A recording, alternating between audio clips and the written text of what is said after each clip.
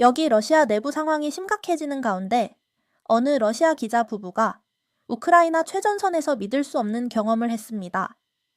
전쟁 취재 중 폭발 사고로 아내가 생명을 잃을 뻔했는데 뜻밖의 물건이 그녀의 목숨을 구했다고 합니다. 그 순간 기자의 세계관이 완전히 뒤집혔는데요.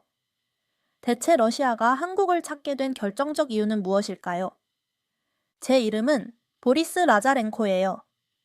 저는 러시아에서 가장 큰 방송국에서 15년 동안 전쟁 기자로 일해왔답니다. 제 상사가 우크라이나 최전선을 취재하라고 했을 때 저는 평소처럼 냉소적인 태도로 그 일을 받아들였어요. 제 아내 안나도 저와 같은 방송국의 기자인데 이번에 저와 함께 가기로 했죠. 우리가 출발하는 날 아침, 안나의 여동생 카차가 저희에게 조언을 했습니다. 카차는 한국에서 공부한 적이 있었어요. 의료 도움이 필요하면 한국 의료팀을 찾아봐요. 카차가 진지하게 말했어요. 한국은 우리의 적이 아니에요. 그들은 의학과 기술 분야에서 정말 앞서 있어요. 우리가 배울 점이 많죠. 속으로 비웃었어요. 서구에 호감을 갖고 있는 카차다운 생각이었죠. 제 생각에 한국은 그저 서구의 영향력이 뻗친 또 다른 곳, 인도주의적 지원이라는 가면을 쓴 선전 기지에 불과했습니다. 저는 이 점을 폭로하는 기사를 쓸 계획이었어요. 한국의 의료 지원, 인도주의적 노력인가, 서구의 선전인가? 결론은 이미 제 마음속에 정해져 있었어요. 우린 괜찮을 거야. 저는 무시하듯 말했지만 머릿속에는 잠재적인 기사 주제를 적어두었습니다. 모스크바에서 차로 멀어지면서 러시아의 추운 겨울은 더 춥고 위험한 전장으로 바뀌고 있었어요. 안나는 창밖을 조용히 바라보고 있었죠. 국경 검문소에서 그녀는 평소와 달리 제 손을 꽉 잡았어요. 이번 임무에 대해 안 좋은 느낌이 들어요. 안나가 속삭였습니다. 전 그저 미소만 지었어요. 그녀의 직감은 제가 상상할 수 없는 방식으로 적중하게 될 거였습니다. 우크라이나에 도착한 지 이틀 후 저희는 영상을 촬영하기 위해 최전선 병원을 방문했어요. 그 시설은 러시아군과 우크라이나군이 충돌하는 위험지역 근처에 있었죠. 안나는 의료진이 전쟁 부상자들을 어떻게 치료하는지 진심으로 관심을 보였지만 저는 거리를 두고 한국의 개입에 대한 제 기존 관점을 뒷받침할 증거를 찾는 데 집중했습니다.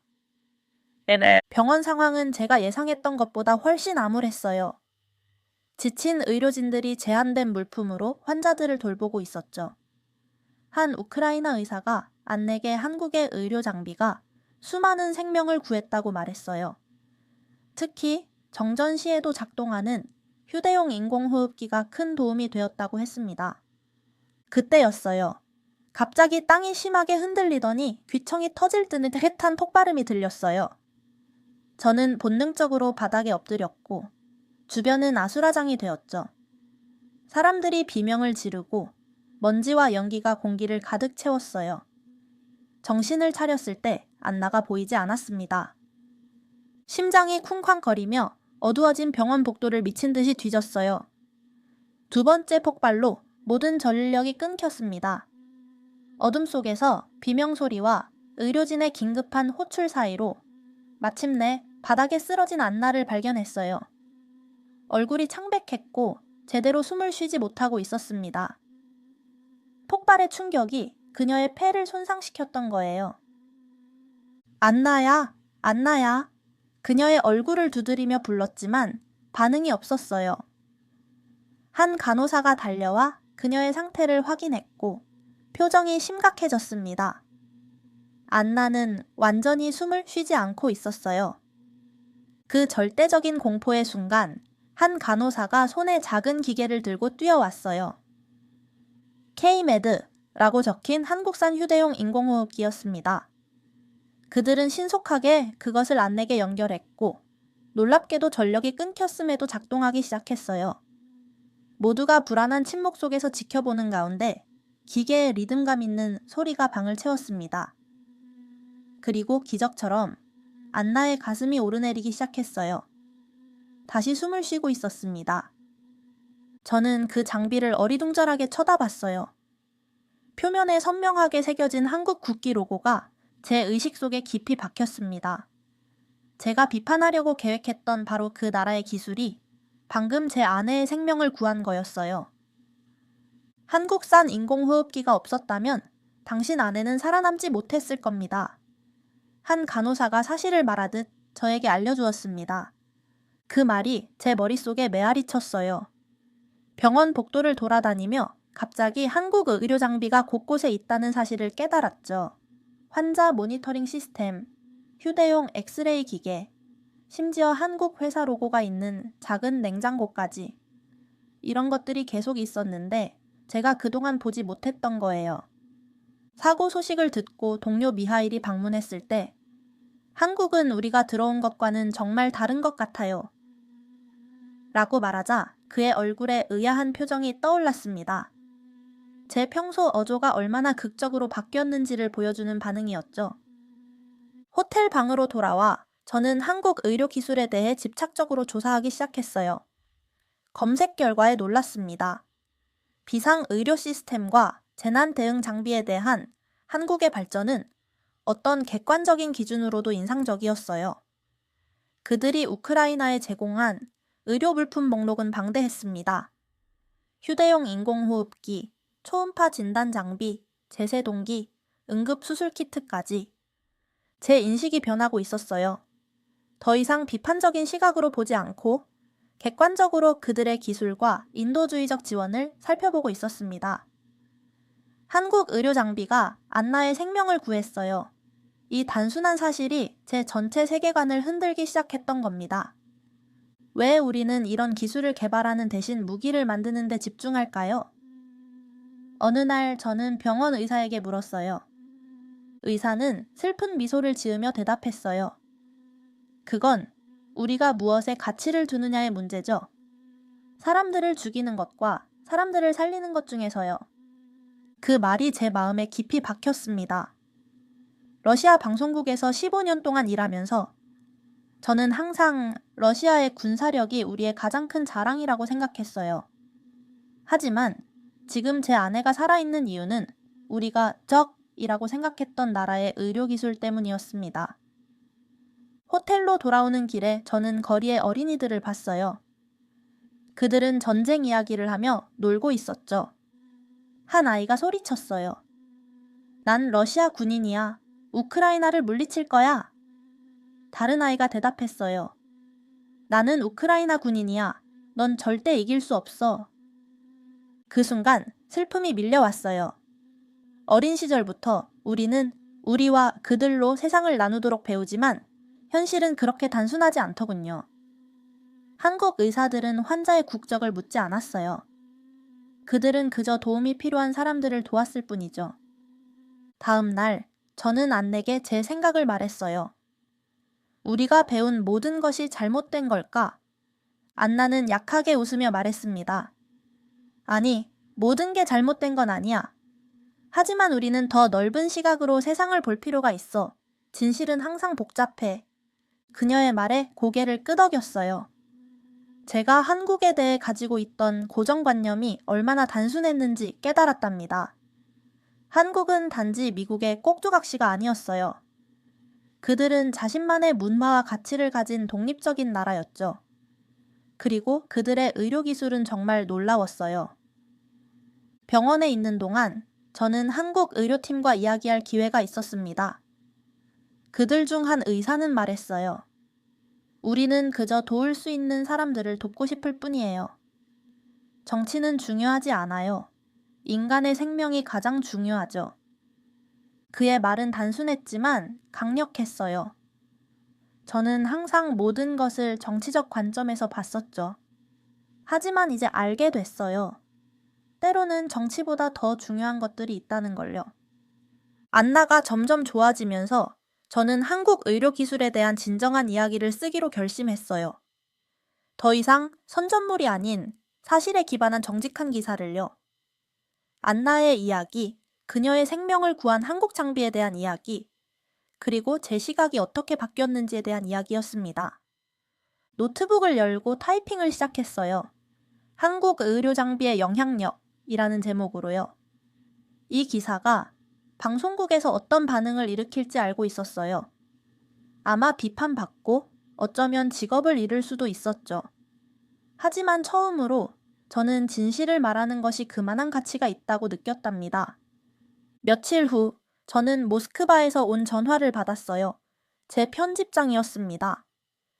보리스, 당신이 쓰고 있는 기사에 대해 들었소. 한국에 대해 긍정적인 기사를 쓴다면서요. 네, 제가 대답했어요. 그들의 의료 장비가 안나의 목숨을 구했어요. 이건 사실이에요. 전화 너머로 긴 침묵이 흘렀습니다. 마침내 그가 말했어요. 회사로 돌아오시오. 우리가 이야기해야겠소.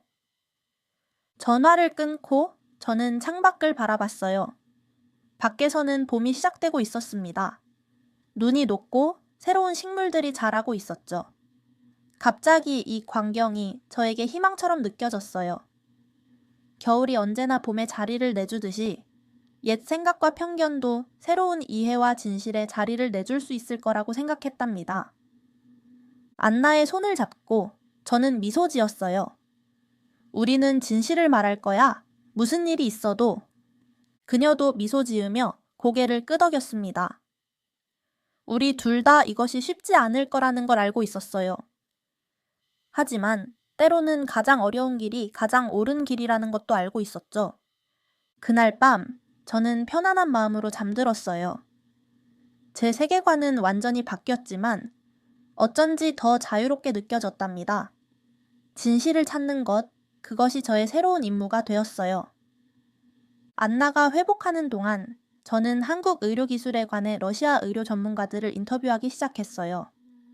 모스크바에서 개인 병원을 운영하는 드미트리 코발렌코 박사를 만났는데 그가 정말 놀라운 이야기를 들려주었답니다. 5년 전 갑자기 심한 가슴 통증이 찾아왔어요. 드미트리가 말했죠. 처음에는 그냥 소화불량인 줄 알았는데 결국 쓰러지고 말았습니다. 드미트리는 대동맥 박리이라는 심각한 심장, 질환 진단을 받았어요. 러시아에서는 이 병에 걸리면 살아남을 확률이 30%밖에 되지 않는데요. 정말 무서운 병이었습니다. 놀랍게도 제 아내가 서울에 있는 심장센터에 대해 알게 되었어요. 그곳에서는 이런 수술을 매년 수백 건씩 하는데 성공률이 85%나 된다고 했죠. 그가 기억을 더듬으며 말했어요. 저는 즉시 한국에 가기로 결정했습니다. 드미트리는 한국 병원에 대한 첫인상을 생생하게 묘사했어요. 깨끗한 시설, 최첨단 장비, 그리고 무엇보다 의료진의 전문성과 따뜻함이 인상적이었대요.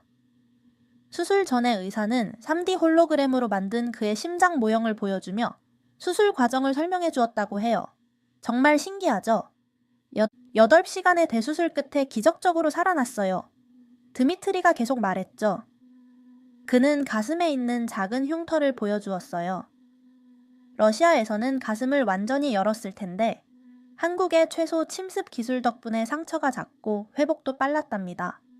한 달 후 드미트리는 완전히 회복되어 러시아로 돌아왔고 이 경험은 그의 의료 철학을 완전히 바꿔놓았어요. 그는 자신의 병원에 한국 의료 장비를 적극적으로 도입하기 시작했습니다. 심장 모니터링 시스템, 진단용 초음파 기계, 그리고 최근에는 작은 로봇 수술 보조 장치까지요. 사람들은 한국 하면 전화기나 자동차만 떠올리죠. 그가 진심 어린 눈빛으로 말했어요. 하지만 의학 분야에서도 놀라운 혁신을 이루고 있어요. 제가 바로 살아있는 증거입니다.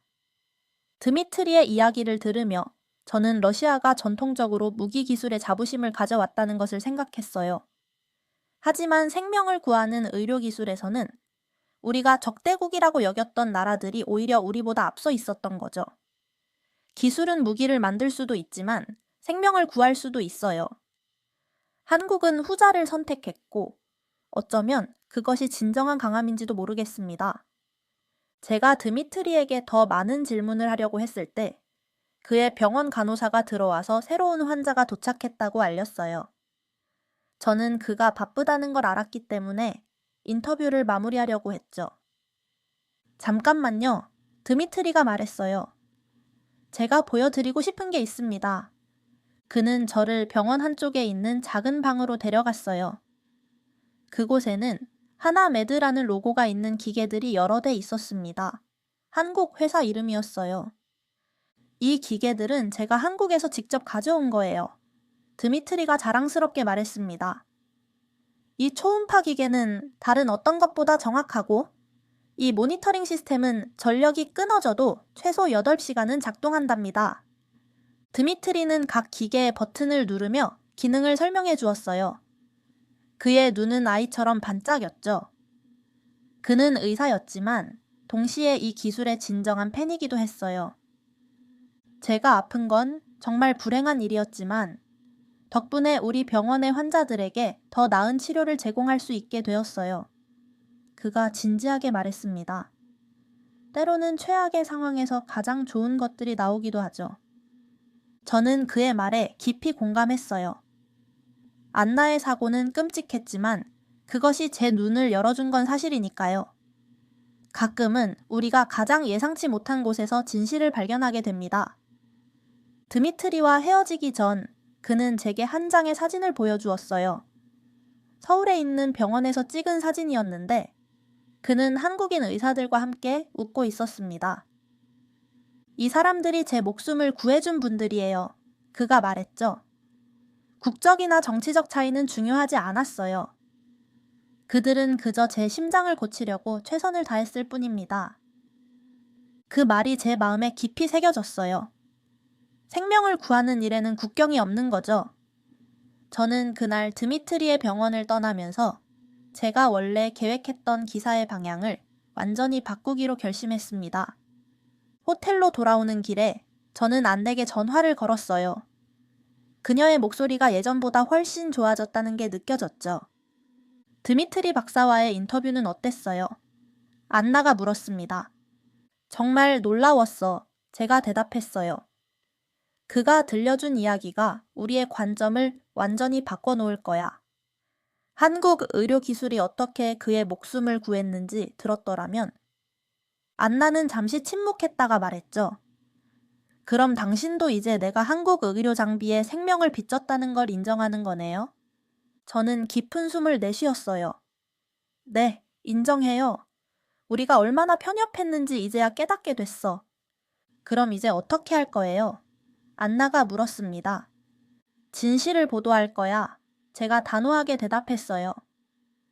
비록 그것이 우리가 항상 믿어왔던 것과 다르더라도 말이야.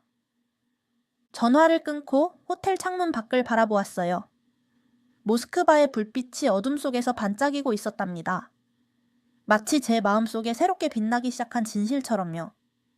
때로는 우리가 적이라고 생각했던 사람들이 실은 우리를 구해줄 수도 있다는 진실 말이에요. 다음 날 아침, 저는 컴퓨터 앞에 앉아 새로운 기사를 쓰기 시작했습니다. 제목은 한국 의료 장비의 영향이었어요. 이번에는 선입견 없이 오직 제가 보고 들은 진실만을 담아내려고 했죠.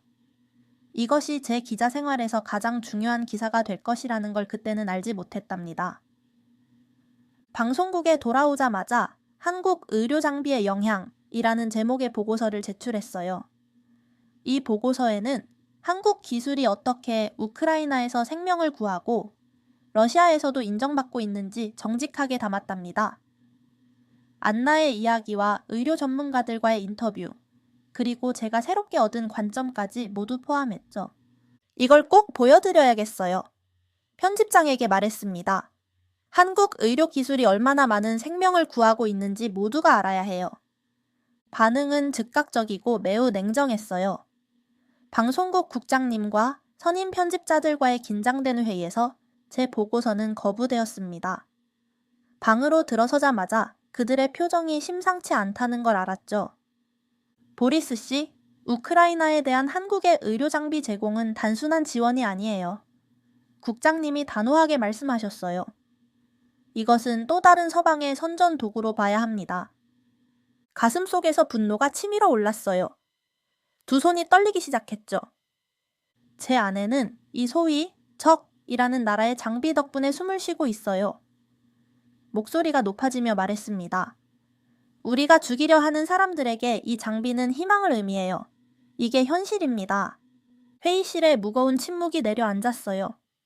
아무도 말을 하지 않았죠. 그저 서로의 얼굴만 쳐다보고 있었어요. 마침내 편집장이 차갑게 대답했습니다. 개인적인 경험이 국가적 방향을 결정할 수는 없어요.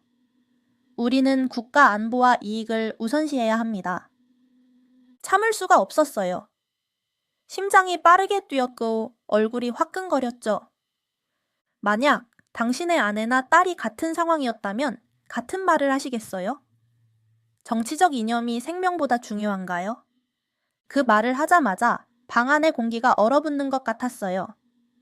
국장님의 눈이 매서워졌죠. 국장님은 최종 결정을 내렸습니다.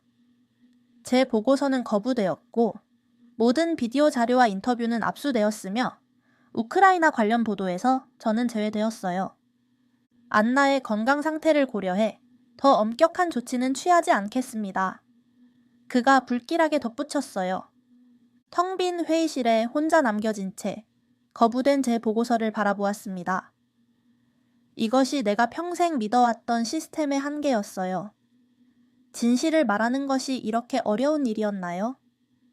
떠나기 전에 모든 자료를 USB 드라이브에 몰래 복사했어요. 그리고 시스템 내에서 저보다 더 영향력이 있을지도 모르는 상관에 책상 위에 그것을 남겨두었습니다. 그날 밤 집에 돌아와 안내게 모든 일을 이야기했어요. 그녀는 내 손을 꼭 잡고 말했죠. 당신이 옳은 일을 했어요. 그들이 지금은 이해하지 못하더라도 언젠가는 진실이 드러날 거예요. 안나의 말에 용기를 얻었어요. 그날 밤 저는 우리의 미래에 대해 오랫동안 생각했습니다. 이제 공식적인 방송국을 떠나 독립적으로 일해야 할지도 모른다는 생각이 들었어요. 어쩌면 그것이 진실을 전할 수 있는 유일한 방법일지도 모르죠. 침대에 누워 천장을 바라보며 생각했어요. 진실을 말하는 것은 위험할 수 있어. 하지만 침묵하는 것은 더 위험해. 다음 날 아침 예상치 못한 전화를 받았어요. 제 상관이었죠. 보리스, USB 받았네. 그가 작은 목소리로 말했어요.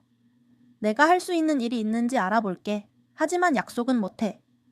그 한마디가 저에게 작은 희망을 주었습니다. 어쩌면 시스템 내에서도 변화를 만들어낼 수 있는 사람들이 있을지도 모른다는 희망이요. 그날 저녁, 안나와 함께 작은 공원 벤치에 앉아 있었어요. 봄바람이 살짝 불어오고 있었죠. 앞으로 어떻게 될까요? 안나가 물었어요. 모르겠어요. 솔직히 대답했습니다. 하지만 한 가지는 확실해요. 우리는 진실을 찾아 계속 나아갈 거예요. 그것이 기자로서, 그리고 인간으로서 우리가 해야 할 일이니까요. 안나는 미소 지으며 고개를 끄덕였어요. 그녀의 눈에서 결의와 사랑이 빛나고 있었답니다. 우리 앞에 어떤 어려움이 기다리고 있든 함께라면 헤쳐나갈 수 있을 거라고 믿었습니다. 가끔은 진실을 위해 싸우는 것이 외로운 길일 수 있지만 그것은 가장 옳은 길이기도 하니까요. 우리가 그 공원을 떠날 때 가슴속에 이상한 평화가 찾아왔어요. 어떤 일이 일어나더라도 적어도 저는 제 양심에 따라 행동했으니까요. 때로는 그것만으로도 충분하답니다. 집으로 돌아가는 길에 하늘을 올려다보니 별들이 반짝이고 있었어요. 그 순간 이해했습니다. 진실은 저 별들처럼 언젠가는 반드시 빛을 발한다는 것을요. 병원 폭발 사고가 있고 석 달이 지났어요. 아내 안나는 이제 많이 회복되어서 제 새로운 목표에 함께하게 됐습니다. 우리는 더 이상 방송국의 지침을 따르지 않고 진실을 찾아 우크라이나 전쟁의 다른 측면들을 독립적으로 조사하기 시작했죠. 보리스, 이 정보를 확인해 봐야 할 것 같아요. 안나가 노트북 화면을 가리키며 말했어요. 우크라이나 국경 근처에 포로 수용소가 있대요. 저는 고개를 끄덕였습니다. 내일 당장 가보자. 우크라이나 국경 근처의 포로 수용소를 조사하던 중 우리는 이반이라는 정보원을 만났답니다. 그는 충격적인 정보를 알려줬어요. 러시아를 돕기 위해 배치된 북한 군인들이 탈출을 시도하고 있었고 그중 일부는 남한으로 가길 원했다는 거예요. 정말이에요? 안나가 놀라서 물었죠. 왜 그들이 남한으로 가려고 하는 거죠? 이반은 신중하게 주변을 살폈어요. 직접 만나봐야 알 거예요. 이반을 통해 우리는 민수라는 북한 군인을 만나게 됐어요. 그는 러시아에서 몰래 한국 드라마를 본 후 자신의 관점이 바뀌었다고 했습니다. 평생 남한이 적이라고 세뇌당했지만 이제 민수는 그곳에서 새 삶을 시작하길 꿈꾸고 있었어요. 어렸을 때부터 남한은 가난하고 미국의 꼭두각시라고 배웠어요. 민수가 작은 목소리로 말했어요. 하지만 드라마에서 본 한국은 아름답고 발전된 나라였어요. 사람들은 행복해 보였고 충분한 음식이 있었죠. 저는 그의 말을 듣고 깊은 생각에 잠겼어요. 얼마 전까지만 해도 저도 남한에 대해 비슷한 편견을 가지고 있었으니까요. 내가 얼마나 잘못 알고 있었는지 이제야 깨닫게 됐네요. 안나의 여동생 카티아의 도움으로 우리는 민수와 다른 2명의 군인들이 북한으로 송환되기 전에 탈출할 수 있도록 위험한 계획을 세웠습니다. 북한으로 돌아가면 그들은 강제 노동 수용소에 보내지거나 처형될 테니까요. 이건 너무 위험해요. 카티아가 걱정스럽게 말했죠. 잡히면 여러분도 큰일 나요. 안나는 결연한 표정으로 대답했어요. 한국의 의료 장비가 내 목숨을 구했어. 이제는 우리가 그들을 구해야 할 차례야. 우리의 구출 작전은 여러 번 실패할 뻔했습니다. 어두운 밤, 우리는 국경 근처의 비밀 통로를 통해 탈출을 시도했어요. 갑자기 총소리가 들렸고 민수가 어깨에 총을 맞았답니다. 괜찮아요? 제가 다급하게 물었어요. 민수는 고통스러운 표정으로 고개를 끄덕였습니다. 계속 가야 해요. 안나가 민수의 상처를 치료하면서 작게 속삭였어요. 이제 우리가 당신을 구할 차례예요. 모든 어려움에도 불구하고 우리는 결국 그 군인들을 폴란드로 가고 결국 남한 대사관과 연락할 수 있도록 도와주는 NGO에 무사히 전달했습니다. 정말 고맙습니다. 민수가 떠나기 전 마지막으로 말했어요. 그의 눈에는 눈물이 고여 있었죠. 자유롭게 살 수 있는 기회를 주셔서요. 이 경험으로 제 변화는 완전해졌어요. 저는 항상 군사력이 국가의 진정한 힘을 대표한다고 믿어왔습니다. 하지만 안나가 죽을 뻔했던 경험과 이 군인들이 자유를 위해 모든 것을 건 모습을 목격하면서 진정한 국가 정체성이 무엇인지 깨달았죠. 결국 사람들이 필요로 하는 것은 단순히 존엄성과 인간성을 가지고 살 수 있는 곳이에요. 한국의 의료 장비가 안나의 목숨을 구했고 이제 우리는 우리 방식대로 다른 이들을 구했습니다. 우리가 한 일을 후회하지 않아요. 작전이 끝나고 안나가 물었어요. 저는 고개를 저었습니다. 전혀. 오히려 처음으로 제대로 된 일을 한 것 같아. 세상은 제가 한때 믿었던 흑백 논리처럼 단순하지 않았어요. 생사가 걸린 문제에서는 정치적 경계가 무의미해지죠. 인간성은 국경을 초월합니다. 이 진실은 저에게 모든 것을 바꿔놓았어요. 저널리스트로서 그리고 인간으로서 모두요. 이제 안나와 저는 공식 채널 밖에서 우리의 일을 계속하고 있습니다. 저는 이 지혜를 항상 마음에 간직하고 있어요. 진정한 힘은 무기를 만드는 데 있지 않고 생명을 구하는 데 있다는 것을요. 그리고 때로는 우리가 서로 간에 만든 경계를 넘어보기 위해 거의 비극적인 사건이 필요하답니다. 앞으로 어떻게 할 거예요? 어느 날 안나가 물었어요. 저는 창밖을 바라보며 대답했습니다. 진실을 계속 찾을 거예요. 그게 저널리스트로서 우리의 의무니까요. 안나는 미소를 지으며 제 손을 꼭 잡았어요. 함께라면 우리는 뭐든 할 수 있어요. 그렇게 우리는 새로운 사명을 향해 나아갔습니다. 더 이상 편견과 선전에 가려진 세상이 아닌 진실을 볼 수 있는 눈을 가지고서요. 민수와 같은 이들의 이야기가 전해져야 한다라고 믿었기 때문이었어요. 그들의 용기와 희망은 어떤 이데올로기보다 강했으니까요. 언젠가는 모든 벽이 무너질 거예요. 제가 안내게 말했죠. 그리고 우리는 그 순간을 위해 준비하고 있을 거야. 안나는 고개를 끄덕였어요. 그래요, 보리스. 우리는 준비되어 있을 거예요.